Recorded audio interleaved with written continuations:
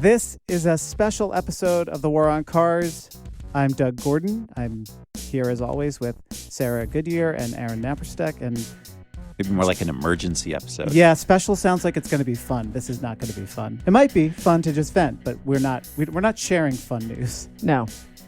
Yeah, so as people probably heard, Governor Kathy Hochul, the governor of New York State, our fine state, yesterday issued a video announcing that congestion pricing for New York City would no longer go forward. It's kind of a stunning, out-of-nowhere development. Yeah, it was really shocking. I mean, I don't get shocked easily. And this was, we just saw the governor at an event here in Brooklyn. Doug, you and I saw her not long ago, and there she was standing saying all sorts of great things. And then she just comes out and just pulls the rug out from all of us. This is why I didn't show up to that event. Yeah, that was the Sammy's Law, which allowed New York City to finally control its own speed limits. We're recording this on Thursday the 6th. We're going to drop this on Friday the 7th. It's a special episode. We don't normally release on Fridays, but we had to talk about this. Yesterday and today, and probably every day for the next little while, absolutely the most depressing and demoralizing day I've experienced as an advocate in all of the time. I'm not exaggerating, in all of the time that I've been doing this. If it makes you feel better, I was talking to people today who've been involved in this stuff for 30 or 40 years. And they said the same thing for even they've been involved for even longer. The only comfort I have is that I am not Charlie Komanoff, who's been doing this for his entire career, like since the 70s. Just to set things up so people understand what's happening here is, New York City had this policy set and ready to go on June 30th. So starting on June 30th, anyone driving into Lower Manhattan below 60th Street, off of the highways around Manhattan, but into the sort of city streets was going to have to pay $15. And this congestion pricing system was going to raise money for New York City's regional transit system, for the subways, for the commuter rails, the buses. It was going to fund New York City's transit capital plan up to about $15 billion in the next few years. All kinds of improvements and absolutely essential components of the subway system and other transit were going to be funded by congestion pricing. Congestion pricing was a program that took many years in the making, enormous amount of public process, votes by city council and the state legislature. It's an incredibly well-developed plan that the governor basically just sort of stood up out of nowhere and said, sorry, we're not going to do this now. We should take a step back. This became law after all the advocacy and all the organizing and everything that you're talking about, Aaron, in 2019. Here we are in 2024, 3 weeks to go before the cameras are set to go on, the license plate readers, and it's done. There was an entire history of advocacy for congestion pricing before that could and probably has filled many chapters of many books. And yet now that is most likely dead before arrival. So this news was just so upsetting to me personally that I have to admit I did not actually listen to or watch the governor making this announcement because it was just like a little too much for me to handle. I was trying to do some self-care there, but I understand that I'm going to have to be strong and face reality because this is reality. I mean, she had some stated reasons for doing this. It wasn't just a whim, according to her. So what were her stated reasons? I mean, can we hear what her rationalization was? Yeah, let me set this up because there are her stated reasons and then there are the reasons. And there's been a lot of reporting about what those are. So Wednesday morning, wake up, there's news, congestion pricing might be delayed. Then by the middle of the morning, there's news that the governor is going to release, and this is important, a pre-recorded video with her announcement. Right. So not a press conference. She's not going to stand there and take questions. You're not going to get to talk to her at all. Just a video. And by the way, it looks like a hostage video. Oh, yes, it does. So we're not going to play the whole thing. I think it's important to set up her stated reasons for doing this. Were basically that congestion pricing became law in 2019. That's before the pandemic, before remote work, before the more recent fears about crime on the subways. By the way, crime is now down to pre-pandemic levels.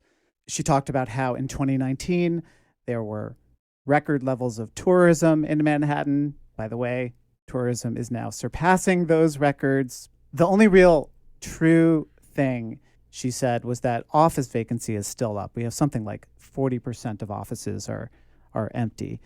Not sure office workers are ever coming back in the numbers that they were, but that was one of her stated reasons. So she sets all of that up and basically says, yeah, things are different now. Circumstances have changed, and we must respond to the facts on the ground, not from the rhetoric from 5 years ago.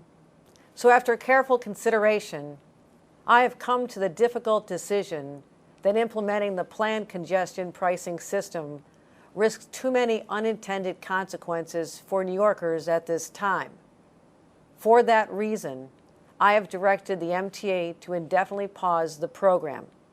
But like, it's just so hostage video. She's just like reading a note that someone handed her, it sounds like. It's just the entire thing is so stilted and weird. And yeah, and the idea that literally 3 weeks ahead of the launch of this thing, that's when we're going to look at that now we're looking at these conditions on the ground. I mean, for those who don't know, this thing has been through so many reviews and also multiple lawsuits ongoing right now that have looked at every aspect of the details on the ground in detail for the last several months. Yeah, this is the thing that I think people who are not super immersed in, New York politics can really quite grasp easily, is that like this is just unprecedented. I can't think of any analogous situation where a policy, a major government policy that has been through so much process and so much vetting, and so like New York City Council voted for it 12 years ago. The state legislature voted for it. There was millions of dollars and years of advocacy. A 4,000-page environmental review that looked at the impacts on traffic and pollution as far away as the Philadelphia suburbs, all the way up into Connecticut, I think possibly beyond. Like there was no shortage of on-the-ground information about this. Massive. And the coalition that pushed this policy, like unprecedented. So you have like absolute social justice warrior organizations, from like Sunset Park, Brooklyn, saying yes, congestion pricing, on up to REBNY, the Real Estate Board of New York, and like the corporate what do they call Kathy Wild's group? I'm not even remembering.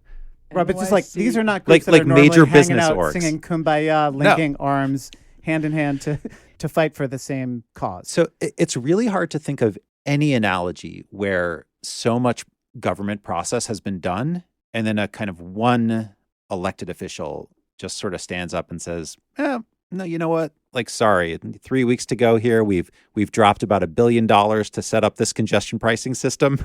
All the technology is on the street. Yeah.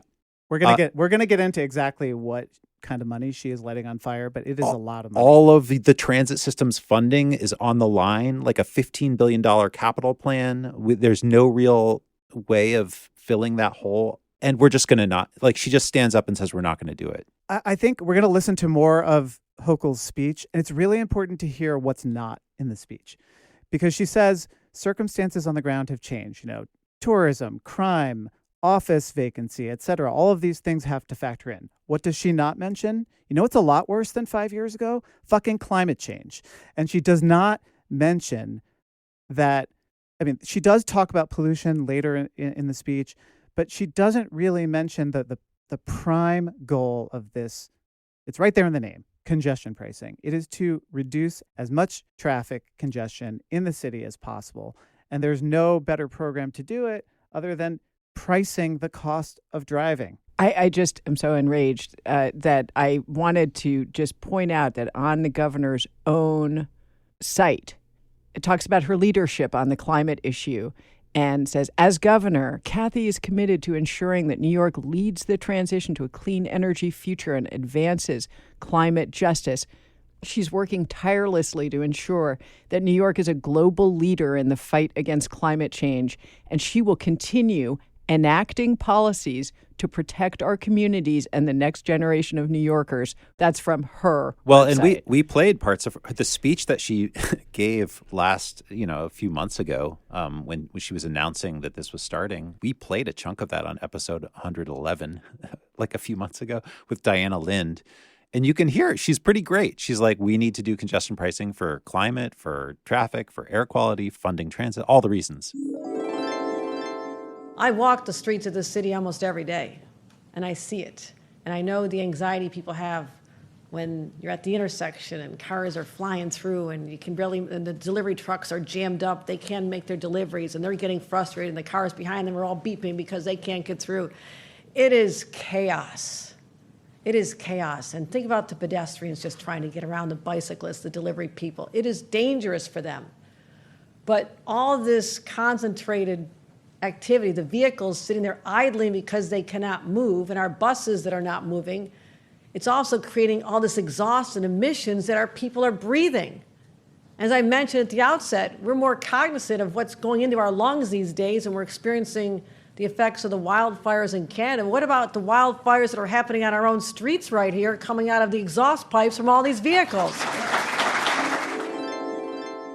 She does in this announcement right after the part of the clip that we played. She pays lip service. She says, we work to try to figure out a way to reduce traffic and pollution. But then she really gets into what's really at stake here. Let's be real. A $15 charge may not seem like a lot to someone who has the means, but it can break the budget of a hardworking or middle-class household. It puts a squeeze on the very people who make this city go. The teachers, first responders, small business workers, bodega owners. And given these financial pressures, I cannot add another burden to working and middle-class New Yorkers or create another obstacle to our continued recovery. Bodega owners do not fucking drive. Bodega owners do not drive. I've been waiting to unleash on this one particular comment. Teachers do not drive into Manhattan. There have been literal articles, Hellgate, New York put one up that said that to their best estimate, only 750 teachers probably drive into Manhattan. That's it out of thousands. First responders, yeah, lots of cops, lots of firefighters drive to their precincts, to the firehouses. But small business workers, the dude who makes your sandwich at the bodega and then sells you a Fig Newton wrapped in cellophane, he does not drive. Most bodegas are barely the width of a parking space. Where would all of these people park? This part of the thing drove me fucking crazy. These people take transit. These people are stuck on buses behind the rich people who own and drive cars and can afford $15. Right. And that is the thing that just enraged me so much about this clip. Bodega owners. Bodega owners. But also bodega workers, all the people, the millions of people who take transit to their jobs, to their schools, to their doctor's appointments, to everything that they do to make this city great.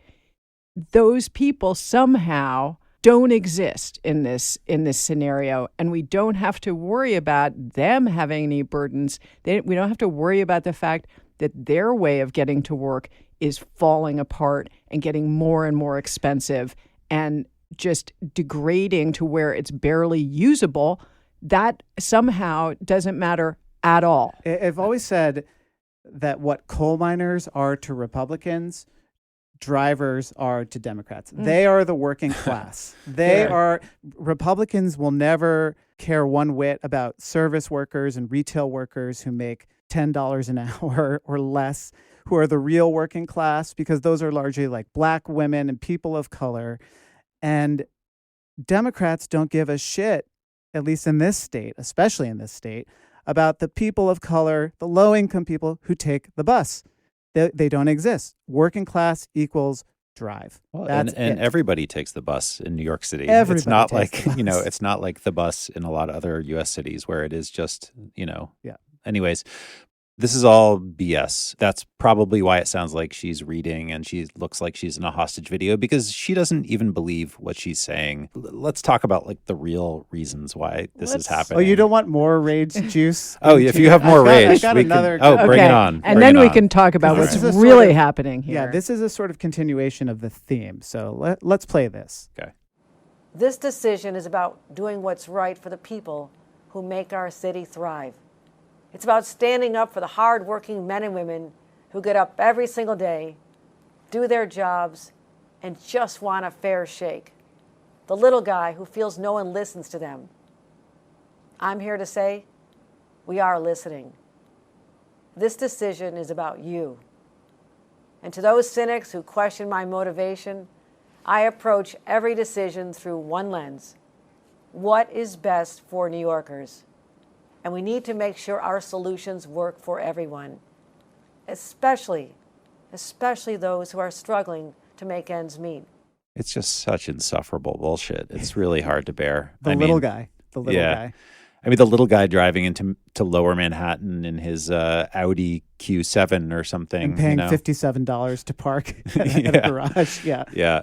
You know, like I said, I think there's the little guy, the person who's forgotten. You know, I think there was that theme in the 2016 election, and then even going back to the McCain election where there was the forgotten man, Joe the plumber, and all that kind of stuff, and Republicans standing up and saying, you know, nobody in Washington is listening to you. Well, I think this is Hochul trying to appeal to people who will never vote for her or for any other Democrat. Are you perhaps one of those cynics who question her motivation? Yes. Yes. Because I mean, the real deal here is this is about the election in November. This is about the national election, right? And so the people I've talked to who know the most about what's going on here basically said that Hochul got a talking to from Senator Chuck Schumer and Hakeem Jeffries. It just so happens, unfortunately for the rest of the world, that, you know, the two leaders of the National Democratic Party, two of the three leaders of the National Democratic Party happen to be from our neighborhood in Brooklyn. And they're really worried about losing House seats in Long Island. Yep. Basically. And the Hudson Valley. Yeah. So New York metro area. And they have good reason to. These guys completely misled the party, particularly in New York State. New York is largely responsible for the Democrats losing the House in the last election. Politico is reporting exactly what you said, Aaron, that Hakeem Jeffries called and said, like, hey, you got to back off because this is going to kill us in these three particular races. But Streetsblog and other organizations and news sites have said congestion pricing wasn't even like a top 3 issue in these races. We just had a special election in Long Island with Tom Suozzi, who beat the Republican. Congestion pricing did not come up in that race, really. Yeah, I mean, I think what's happening is they're confusing disapproval for congestion pricing with, will this be a factor in your vote in a House race? And those are very different questions. But I don't actually think it's even that. I think that they literally are thinking this is something we can give to people who maybe hate us. It's not that they think that those people are already thinking about it and would have been voting against the Democrats because of congestion pricing necessarily. I think that they're just like, hey, we can get out there and seem like we're the good guys who give them stuff that they want, that they didn't even know that they wanted necessarily. But look how generous we're being to them. And so they're thinking that they can. And it's just like these people are not going to like you. There was a great quote from the Transport Workers Union President John Samuelson. He has actually been against congestion pricing. You'd think he'd be in favor of it because it's going to bring all of this new work to his union members, but he's been against it. You know, union leadership drives. The rank and file takes the subway. Anybody who takes the subway early in the morning, 20% of the people sometimes you see are transit workers. He basically said, this is great. We're glad that it's gone, but there isn't a single person who's going to thank Hochul for this and give her a vote. Well, so, you know, to me, what it suggests, and in some ways this is even more concerning to me than the substance of what's happening here, which the substance is a disaster. I mean, they've really tanked the New York Metro transit system and they've tanked the state budget. But what it also suggests to me is that there's just absolute flailing, desperate panic among Democratic leadership It's just such a bad to do something like this that is just such clear malfeasance and mismanagement. It's just on a fundamental level, like who runs an organization like this to just kind of like pull the rug out from under congestion pricing at the last second it's just terrible management. And I can only imagine that like Schumer and Jeffries are looking at some terrible numbers and thinking like, how do we turn this around? And they're just kind of like flailing around looking for a way to do it. And they're sort of looking at congestion pricing. But it's also suggests that like they don't know what their job is. When we started Streets Blog in the early 2000s, I mean, we covered congestion pricing extensively. And I watched Hakeem Jeffries at these, they were called the Traffic Mitigation Commission meetings. It was the first real meetings around developing a congestion pricing scheme. And I was really struck back in 2007 at how Hakeem was already opposed to congestion pricing. He represented a district in Brooklyn as an assembly member that was, had very few drivers. It was Fort Greene and Prospect Heights and, very transit-oriented neighborhood. And yet he was constantly teaming up with these suburban New York State legislators like Richard Brodsky from Westchester to stand up and oppose congestion pricing. And this is like, 15 years ago, 16 longer years ago. And what I started to realize was that like, this wasn't necessarily good policy for the greater good, but it was very good policy for Hakeem Jeffries' rise through the ranks of Democratic leaders, sort of like throwing his urban transit riding constituents under the bus and teaming up with a powerful suburban legislator like Brodsky enhanced Hakeem's power. I mean, now look, it's like, almost 20 years later, and the guy is like, one of the most powerful Democratic elected officials in the country. I mean, the good news is that in New York City, when you throw your constituents under the bus is only going 2 miles an hour. Well, there's not even going to be a bus now. Yeah.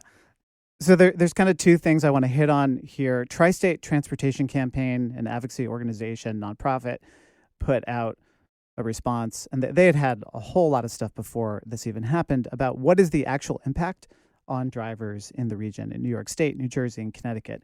And basically it said on average, just 1% to 2% of workers in each legislative district commute by car, with a maximum of around 3.5%.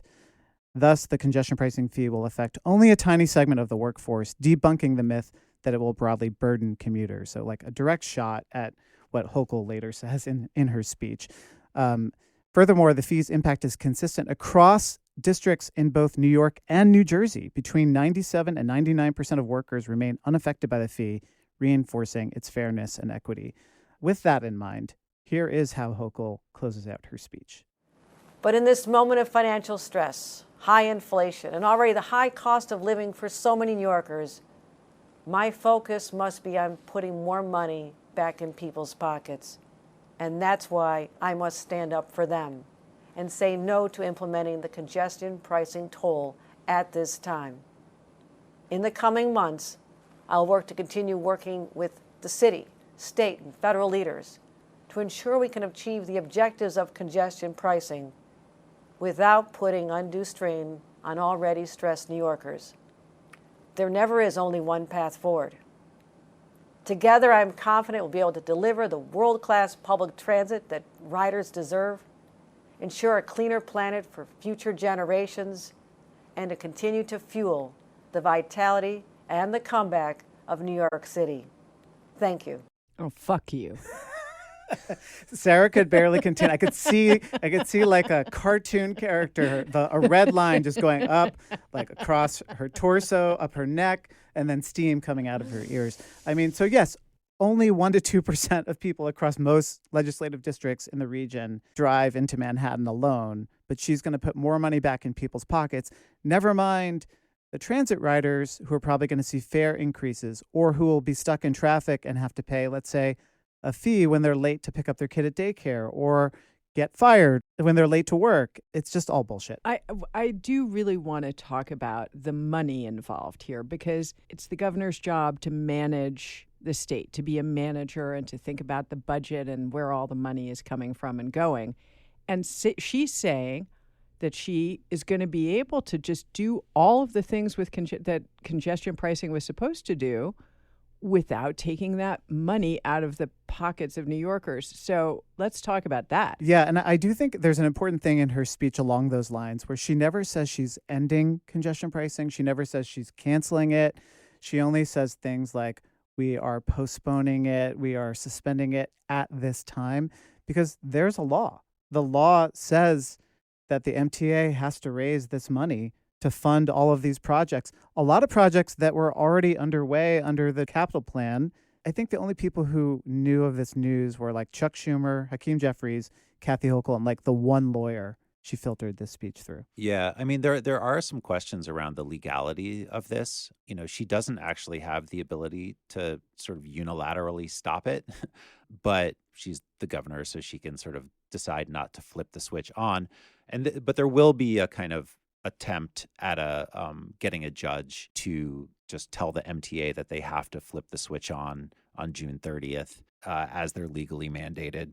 So there will be there is like one, I think, last play that advocacy orgs have in the courts to try to get this thing turned on. But there are a lot of questions around, like, how can she actually just decide not to implement something that the state legislature voted for and that the MTA board is actually in charge of. So the legality of this is a big question.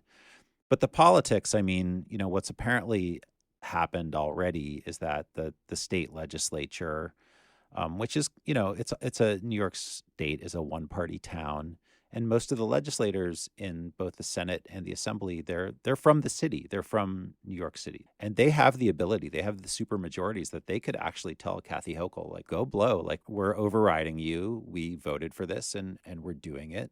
Give us some legislation, we'll veto it, and we're gonna go ahead. But instead of doing that, our New York City legislators in Albany are putting together their lists of goodies. They actually kind of love this sort of opportunity where the governor desperately needs them to let this go. And they're going to sort of put together their list of goodies and be like, all right, Kathy, you want to kill congestion pricing? Here's what we need. So apparently the lists of goodies have already been like issued, and you got your state assembly leader, Carl Hastie from the Bronx, and Andrea Stewart Cousins. I think she's from like Queens or something. Yeah, it sounds like they're sort of planning to go along with it, as long as they get a bunch of stuff. So the MTA is legally required by this 2019 law to raise about $1 billion a year. The money has to come from somewhere, and it was going to come from largely suburban drivers paying $15. Truckers paying $36. Now we've got to figure out another revenue source. So when the Times first reported this, and this has been backed up now by lots of subsequent reporting, they're now floating a payroll tax, an increase to the payroll tax for New York City. So rather than toll the very small number of disproportionately wealthy drivers, and just before anybody leaves a comment or writes in, I understand there are some hard cases out there who need to drive, but on average, most of the people who are driving on the regular into New York City are wealthier than their transit commuting counterparts. So rather than taxing them, tolling them, we're just going to say to every business in New York City, we're going to tax you to the tune of $1 billion a year, which is just A, bad politics, but B, I think really indicative of this idea that the only character who matters in American politics is the suburban driver. Yeah, and I just want to say, like, I don't understand how a payroll tax is putting money back into the pockets of ordinary people. That is just, like, so not true. Also, when people pay a congestion charge, they are paying for a thing that they are going to use. They are paying to go into a place and use that place with their car and put their car there. Just like you pay a subway fare and a bus fare. Like you pay a subway fare. Like you pay, people seem to, bridge tolls are somewhat more palatable to people. And not just are you paying for something that you are using, but you're paying for something that you're getting, which is a faster commute. Right, right, exactly. But a payroll tax, that's just on everybody who works. I really don't see how this is equitable where the other thing wasn't. It also shows how full of shit Hochul's speech was. Because if the fear is that Manhattan offices are empty, that people are staying away from jobs in the central business district, and the economy is not recovering, if I'm thinking of locating a business in New York City, as of today, I'm rethinking that. She's totally full of shit. This has nothing to do with whether or not Manhattan is doing well. It has only everything to do with drivers didn't want to pay for something that they used to get for free. Well, and the regressiveness is even worse than what we're describing in that, so this payroll tax is going to fund the transit system, and a lot of the transit system is actually commuter rail that goes out to Westchester and Long Island. So in a way, what's happening is that we're levying a payroll tax on people in the city, and then that money is like a significant portion of that money is going to go fund transit out in the suburbs. So instead of it becoming, it just completely flipped it. So instead of suburban drivers being asked to sort of help fund the city that they burden so much with their cars and their driving, the city is essentially being asked to fund suburban transit. Let's talk about some of the really, really crucial stuff that this would be funding that is now going to be in question. Yeah, the top thing for me, 18 stations were scheduled to get ADA upgrades, including elevators. Our subway system is pretty shameful in that the majority of stations do not have elevator access. So 18 would have been added. Those now are in real danger of just not happening. So this is another kind of rage-inducing thing for me, because one of the things the opponents like to say is, what about all the disabled people who need to drive? And we are not 3 disabled people. We have talked about this on the podcast. But if your real concern is access for people with disabilities, we just had Anna Zivarts on the show, talks about all the people who are non-drivers. They certainly could have benefited. But from this. It's so much more than that too. It's really like the nuts and bolts of the subway system is now like just going unfunded. Well, signal upgrades are signal upgrades, like Yep. fan plant repairs, pump room upgrades, like all the stuff that's kind of like beneath the hood of the system was expecting this money. We were also going to use this funding for expansion of the system for things like the Second Avenue subway system and, new bus depots so that we could start to have electric buses, cleaner buses. There's just a huge number of projects and things climate proofing the system was a big part of some of this stuff as well. Painting stations. Yeah. Like they're just going to start to deteriorate, and you're only going to really notice like, wow, like I'm stuck in this subway tunnel for 20 minutes. What's going on? Like you're never going to know that it was because like congestion pricing didn't happen. Maybe smarter people out there can answer this question, but the Second Avenue subway line extension and some of the work that even Governor Hochul wants to do around Penn Station. It's like one of her signature projects. A lot of that work was dependent on federal matching funds from the Biden administration, but our end of the matching funds was going to come from congestion pricing. Well, so we're apparently going to lose a lot of federal funding that was supposed to come to us as to the tune of something like $5 billion at least for just those 2 projects, I think. It's just so weird. I mean, I'm just struck by the weirdness of this. It doesn't make sense, and it also doesn't even make the political issue go away. Like the exact opposite. The exact opposite. Like Hochul had this opportunity to just be like, she just could have like stood up. If it's true that Schumer and Jeffries were sort of pushing her to do this, or whomever was pushing her to do this, she was like, look, like we're New York. We're going to do this. We do big things. We still need to show we can get things done. We need to show that Democrats can manage things and move us into the future. And then like by the end of summer, we probably would have started to see news stories about how like, hey, German tourists like hanging out in Manhattan now that it's so many fewer cars and people are moving into the congestion pricing zone and businesses are okay. And the various Carmageddon predictions didn't happen. Like she had a real opportunity there, and she's doing this instead. There's a great political leader who once said, from time to time, leaders are called upon to envision a better future, be bold in the implementation and execution, and be undaunted by the opposition. Oh, Winston Churchill? Nope. Ronald Reagan? No, Kathy fucking Hochul. She said that in December at a rally with Transportation Alternatives and Riders Alliance and all of these state and city officials, basically saying, suck it, losers. Congestion pricing is happening.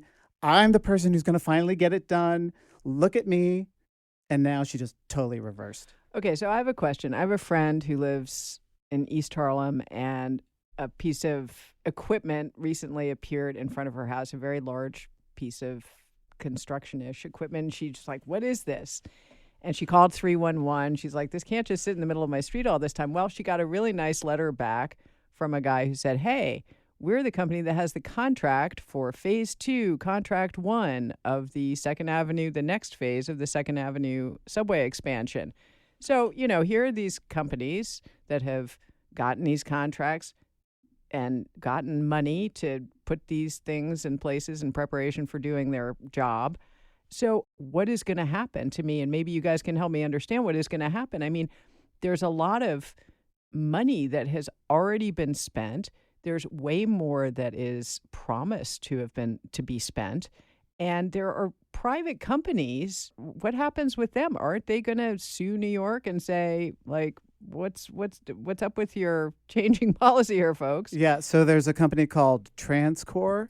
They're based out of Nashville. Probably a tough name to have down in the South these days, but and they are the company that installs, maintains, and operates the cameras, the gantries that are at 59th Street, 60th Street. They have something like a $507 million contract. I can't imagine they're just going to be like, hey, you guys keep the equipment. We'll walk away from this. They've probably hired people to operate this and take care of it. So I would imagine there's millions and millions of dollars of jobs and work related to these projects. I mean, this is like so bad for the economy. All of the people who would New York install all of the elevators. Yeah. Who would paint those subway stations and build the parking garage and do the climate mitigation work. Like, what's going to happen to that? Yeah. So it's just very weird. And it's like, everyone you talk to about this, they're just kind of like, we don't really know who Hochul was talking to, like how she even came to this decision. It's like this decision was made with a very small circle of people, and clearly like Democratic Party leaders. Apparently Hochul's staff, they're sort of surprised by the kind of like outrage that's coming back at them. They thought that this was going to be very popular.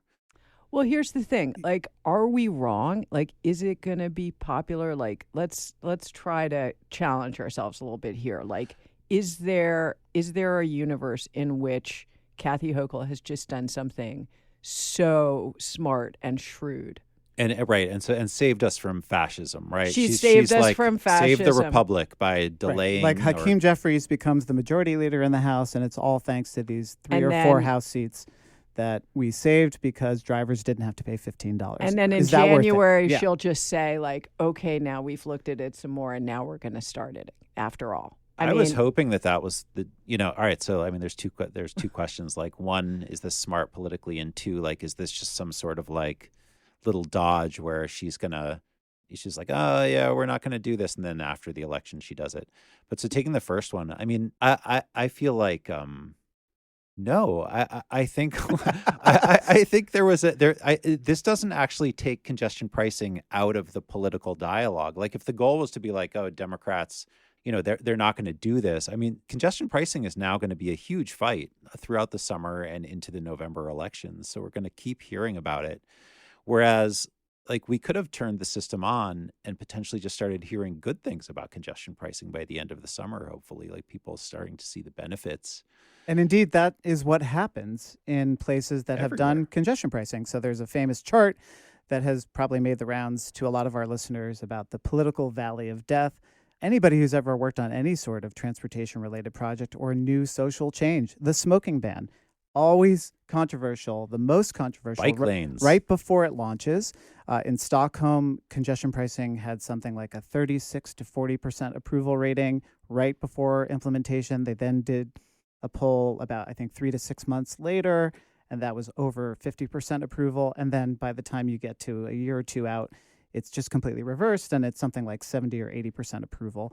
So I think, Aaron, you're exactly right that I think right now the only people who were paying attention, or just a few days ago, the only people who were paying attention to this were like the real inside baseball transportation and political nerds. There was obviously the Post running a campaign about this and lots of pending lawsuits. But as every day crept forward, you got the sense of like it's going to happen. Like it's going to happen. Like New York is going to do something It's going to big. do it. Wow. I mean, maybe a lawsuit will, like a judge will issue a stay and it will get postponed. But like none of us could have expected this. But I do think that it would have happened. And then by August, it just would have been over. And now you're exactly right. Like people are going to be talking about this at every campaign stop. They're going to be asking people, are you going to do congestion pricing in December, in January, if Biden wins re-election, et cetera? This won't go away now. And I think it was on its way to going away.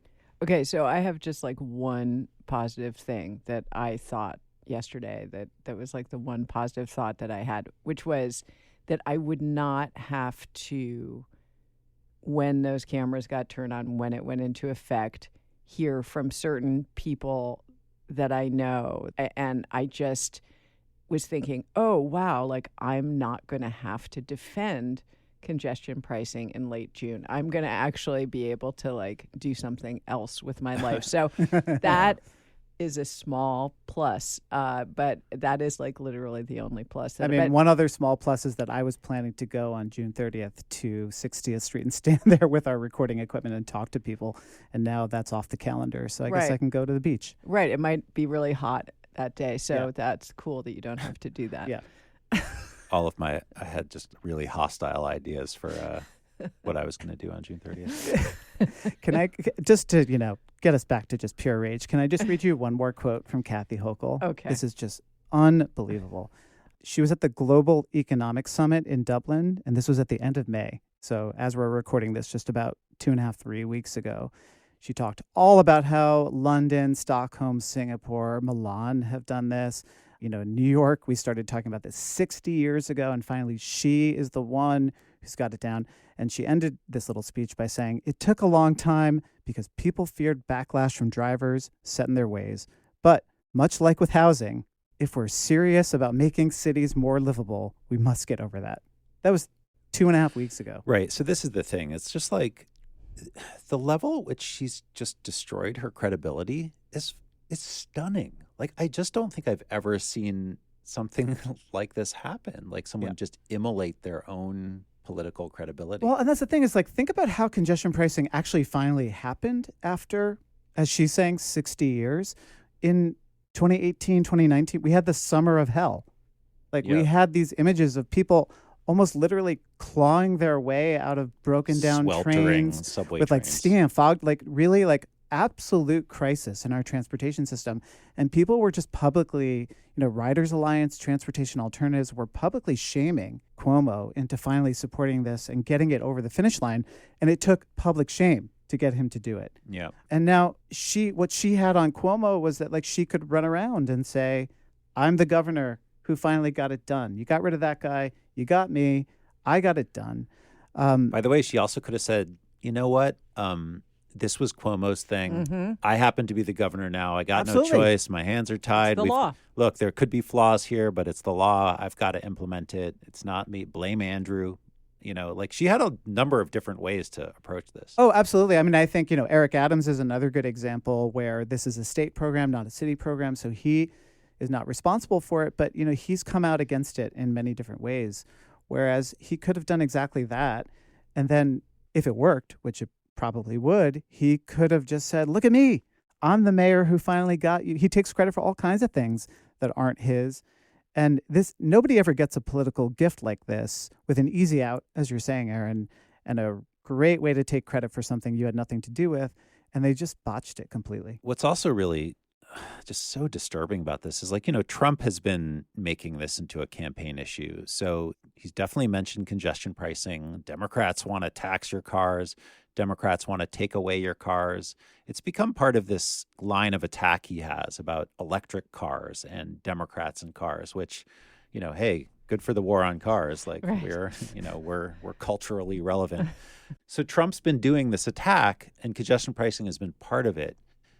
And I feel like there's this tendency with Democrats, on the national level to just sort of like cave in. And instead of just sort of pushing back and being like, you know what, this is actually what we're doing in Manhattan.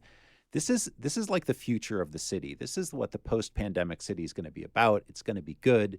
We're doing something big here. We're doing something innovative.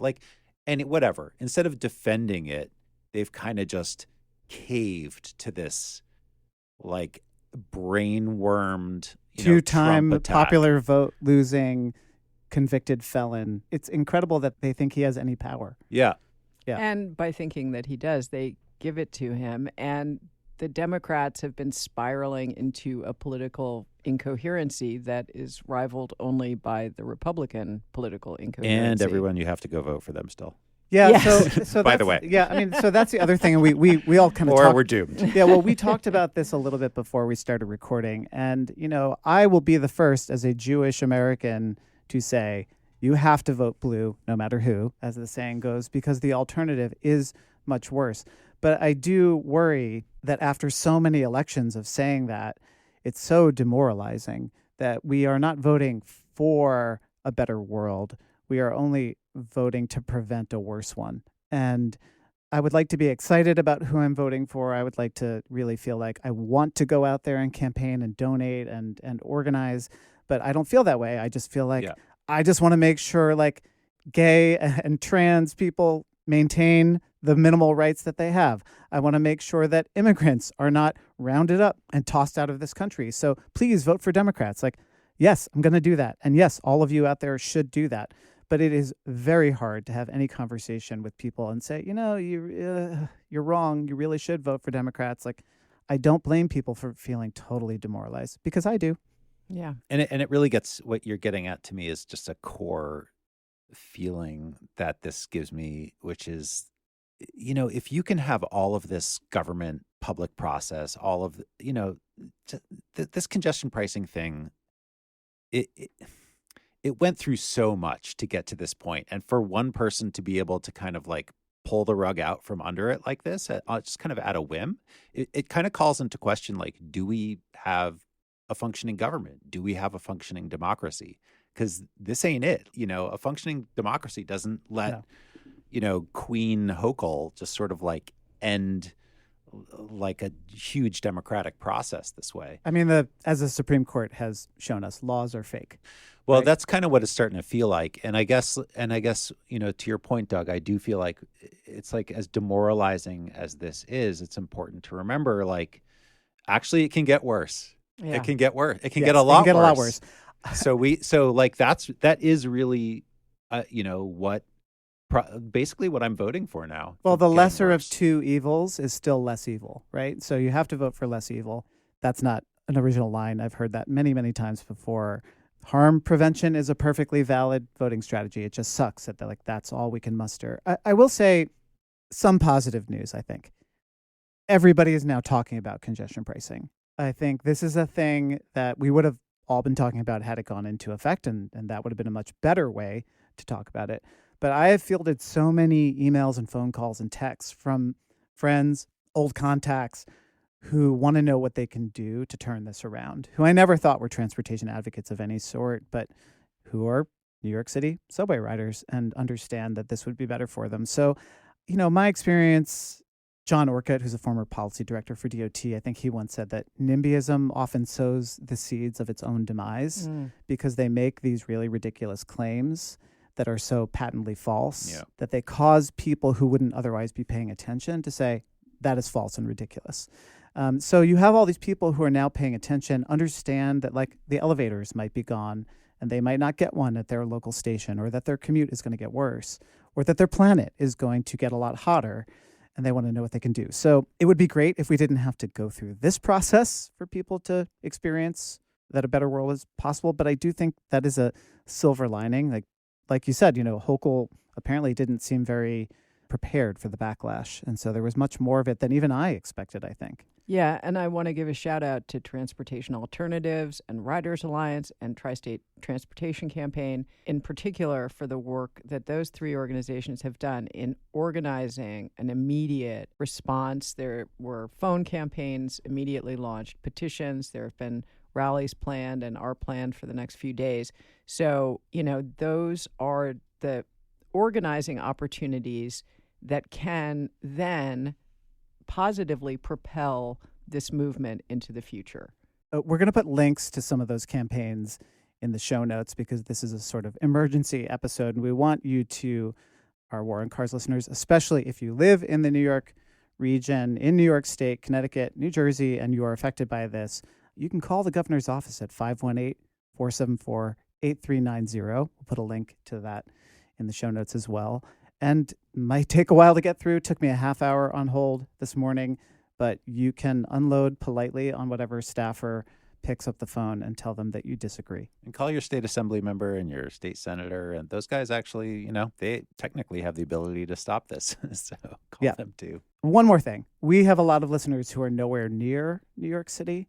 And we do like to talk to all of you too, although this is obviously a very New York focused state of emergency. What does this mean for the rest of the country? We have congestion pricing in places like London and Stockholm and Singapore and Milan, but New York would have been the first. What do you guys think? That's kind of what our last episode with Diana was about. Like what this this was a big deal. This was going to set an example that other cities could follow, and you could show that creating an urban core with fewer cars and better transit is a big benefit. And I think that was even more true in the post-COVID environment. We actually don't have a city anymore with as many people driving in as car commuters every day to go work in their office skyscraper jobs. And there was a chance for congestion pricing to show what the future of Manhattan could look like. I was just actually going through the episode description of that episode, and I want to note that we said there are still lots of details to iron out, and we should never underestimate New York's ability to blow it when it comes to transportation policy. But Diana Lind of the Penn, so we, this was foreshadowed a little bit. So no, I think there was a real chance here to show a way forward for cities. But once again, we're in this position, even in a supposedly blue state, where our state legislature really screws over the big cities, which is a problem all across the U.S. Yeah, and I mean, I can't tell you how many people I've talked to in the last couple of years who are like, wow, I'm so excited. You have congestion pricing in New York now. And I have to say to them, no, we don't have it quite yet. I mean, I think a lot of people, it comes as a surprise to some of us who live here, but I think a lot of people, not just in the United States, but in other nations as well, look to New York as a beacon of experimentation and change when it comes to transportation. And they admire a lot of the things that New York has done in the last 15 years. And they were excited to see this. And yeah, it would have given a lot of other places cover to try it if it had tried, and as it would have, probably worked just fine here in New York. I have one note of optimism on this particular point. I think had New York tried congestion pricing and it didn't work, then every other city in America that wanted to do it, Boston, San Francisco, Chicago, let's say, would have been totally screwed because everybody would have said, oh, they tried that. It didn't reduce traffic. It killed businesses, whatever. The political bungling by Kathy Hochul can certainly be replicated by other state governors and legislatures. But if congestion pricing doesn't happen here because of this reason, it does not preclude another state from saying the politics have aligned. We've got a great governor, a great mayor, and we can do it, and we can do it right.